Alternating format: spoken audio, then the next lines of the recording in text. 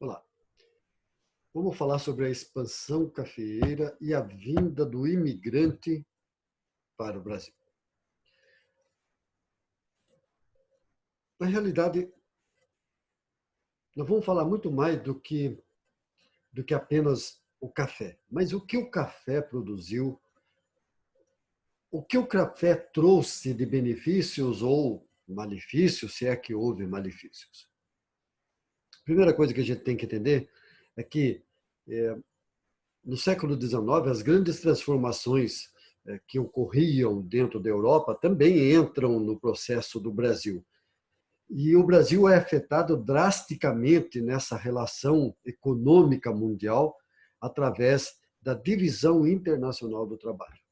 Se o café, ao mesmo tempo, como o terceiro ciclo, grande ciclo da economia brasileira, ao mesmo tempo, na Europa, devido à Revolução Industrial, e principalmente no século XIX, que essa Revolução Industrial se espalha pela Europa inteira, a Europa fez por bem para ela de criar uma divisão internacional do trabalho, divisão internacional do trabalho.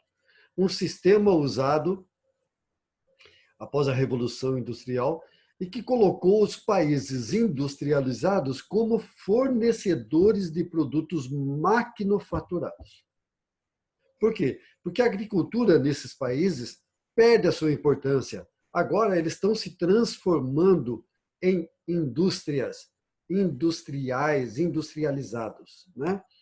E os países não industrializados tornam-se os fornecedores de matérias-primas e de gêneros alimentícios, além de estarem economicamente dependentes, esses países, dos países industrializados. Exemplo, Brasil. Exemplo, América Latina. América Espanhola, a ex-América Espanhola, e a América Portuguesa, que seria o Brasil, né?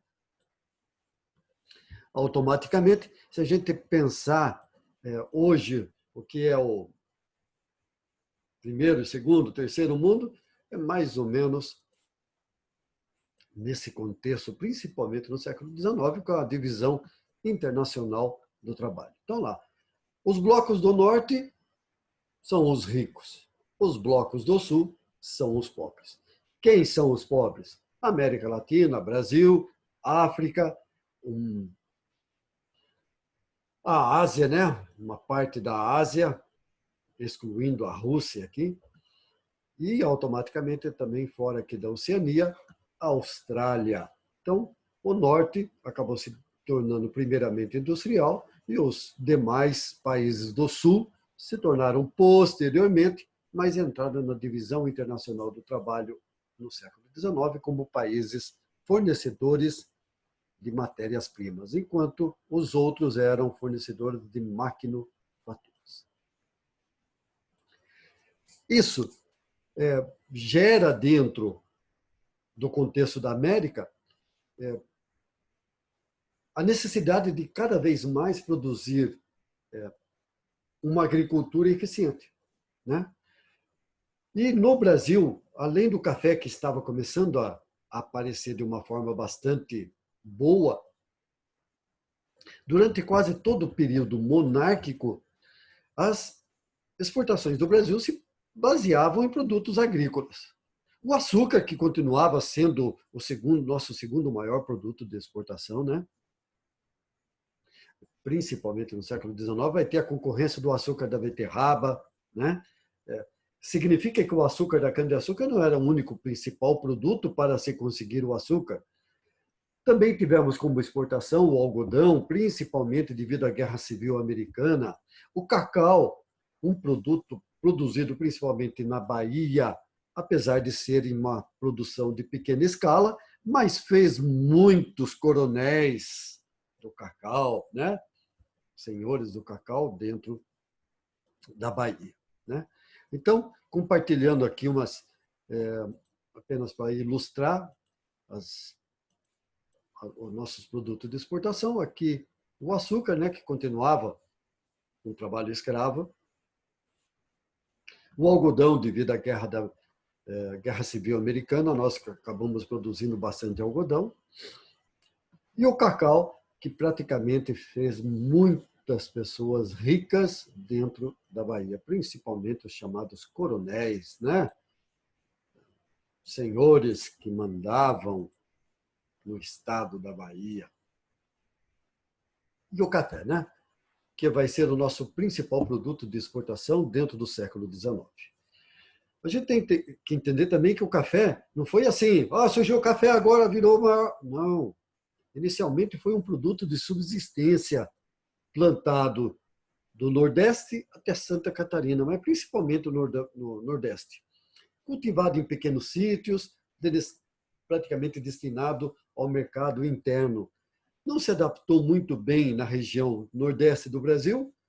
A partir de 1760, entra na região do Rio de Janeiro e se adapta-se principalmente por causa do clima, por causa do solo. E, posteriormente, ele se expande para a região do Vale do Paraíba e, posteriormente, Minas Gerais e Paraná. Cultivado desde o século XVIII, mas com dificuldades financeiras, principalmente porque nós estávamos perdendo o ouro, né? As pessoas estavam procurando uma nova maneira de poder sobreviver economicamente. Inicialmente, o café teve dificuldades. E no século XIX, devido aos fazendeiros arrojados, né, resolveram implantar o café e colocar o capital necessário para o seu cultivo e, para a sorte deles, acabou se tornando o principal produto de exportação durante o século XIX e também adentrando o século XX. Por que o café se deu bem na região sudeste, principalmente por causa do clima, por causa do solo de Massapê, de terras abundantes, e principalmente também esse clima que era quente, que a nossa região, nosso sudeste tem uma parte que temos bastante frio e bastante calor, né? E automaticamente o cultivo por mãos escravas e posteriormente ele seria cultivado pelas mãos de imigrantes. Então, apenas para compartilhar, a caminhada do café no século XVIII para o século XIX, começando aqui na região do Rio de Janeiro, entrando para o Espírito Santo, daí entrou também pelo estado de São Paulo, que na época se chamava Província de São Paulo, e também para Minas Gerais e posteriormente também ao Paraná. Bom, para ter o café precisava de escravos. Só que no século XIX, principalmente entre 1810, quando veio a família real portuguesa, até 1850, nós tivemos graves crises do escravismo no Brasil, principalmente porque os ingleses forçaram a barra para que os escravos o Brasil não trouxesse mais escravos, né? Por quê? Porque para os ingleses o industrialismo deles era muito melhor para eles terem homens livres que pudessem comprar suas manufaturas do que escravos que dependiam da compra de suas roupas, ou seja lá o que for, do senhor, né? Do patrãozinho. E principalmente as ideias liberais que eram contra o escravismo, né? Essa crise do escravismo, principalmente dentro do Brasil, começa a acontecer a partir dos tratados de 1810, em que a Inglaterra já pedia para Dom João que diminuísse o tráfico negreiro. O reconhecimento da nossa independência estava atrelado também à extinção do tráfico, né? Durante a regência, em 1831, a Lei de Feijó, que chegou a extinguir o tráfico negreiro, mas que também não deu muito certo. Daí os ingleses se sentiram penalizados pela tarifa Alves Branco, que fazia com que a mercadoria inglesa pagasse altos impostos alfandegários quando entrasse no Brasil, e os ingleses lançaram a chamada Lei Bill Aberdeen, em 1845, que se encontrasse qualquer navio negreiro que estivesse trazendo escravos para o Brasil, os escravos seriam libertos e o navio seria afundado, até que em 1850 o Brasil cedeu às pressões internacionais, principalmente inglesas, com a Lei Eusébio de Queiroz, que estendia praticamente a vinda de negros para o Brasil. Né? Então, para a gente poder compartilhar e para vocês poderem entender um pouco mais, o fim do tráfico negreiro, justificar o tráfico já no século XIX era muito complicado, e somente em 1850, devido à pressão internacional, como eu falei, é que o Brasil lança a Lei Eusébio de Queiroz. É claro que os protestos foram bastante, mas o brasileiro teve que aceitar essa ideia lenta e gradativamente. Né? Sem sombra de dúvida, não tem justificativa para esse tipo de atitudes dentro do Brasil.